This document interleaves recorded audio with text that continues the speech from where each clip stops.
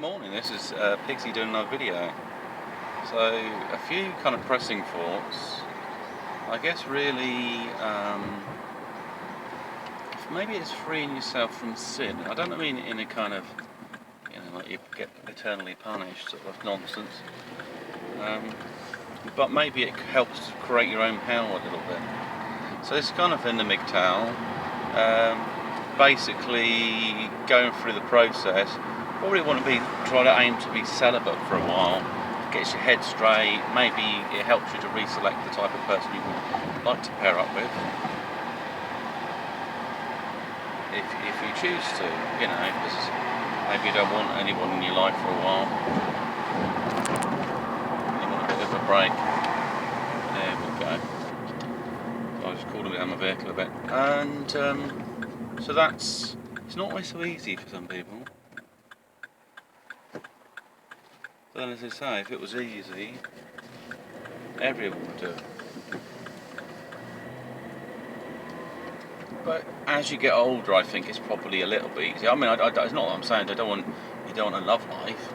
It's just that you're putting it on hold and allowing yourself to focus on other things, because chemically it manipulates you so much. And the other thing is money as well. Get to a point where you feel wealthy, and it doesn't necessarily have to have loads of moolah in your pocket or whatever. Basically, it's just so you're content with what you've got. Some people it's books.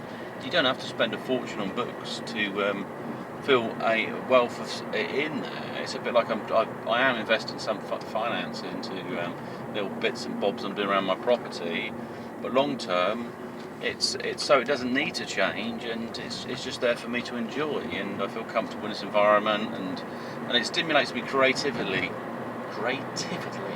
whatever that means. Creatively, yeah, that sounds better.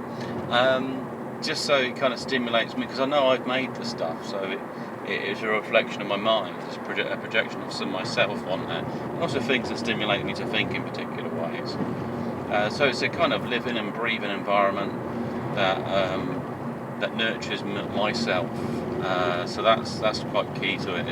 And also things outside of that, like you buy decent clothes, you get rid of things you don't need. Just basically downscale a bit. Maybe upmarket your clothes, and things that make you feel good, make you feel better about yourself. There's mechanisms like fasting that are used, and you might find it more difficult as you go along, because you kind of pan out, and maybe you start becoming a bit more softer in your approach. But like I've gone warrior, I'm not going to be like, so I'll be eating within a 5-hour window, maybe 6. It doesn't matter to me anymore now. I basically just have meal restrictions though. So I might have one large meal. There might be a few little snacks in there leading up to it, because of whatever social engagements I get involved with, and that's it. And it's not a big issue, because I'm not like I'm in a weight class where I'm sort of feel really obese and I've got all these problems. I want to get thinner and better, but I'm not going mad. But I am trying to do it every day, so it's one of these things to do. So that's one impact, and maybe the other one's social. Is that it's good to have interests, it's good to be outgoing, but some people are just so desperately taking pictures of themselves to get on social media, because they're looking for approval from externally, and the only people that can really solve your approval is yourself. You've got to approve on your own self, and then you've got to break this kind of ideology of I need to make myself as popular as possible, because in the long term it comes and goes. It's not like anything else, I guess. It's not the be-all and end-all, but some people really get caught up with this idea. So, I think that's probably I've got time for this video to talk about. And the other thing about celibacy is it's very easy to get stimulated towards a relationship.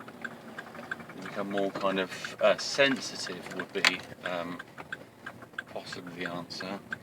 You might find someone nice, and you're more switched on, which could be a good thing, or could be a bad thing. You just have to manage that. Anyways, big sign off for everyone. Bye.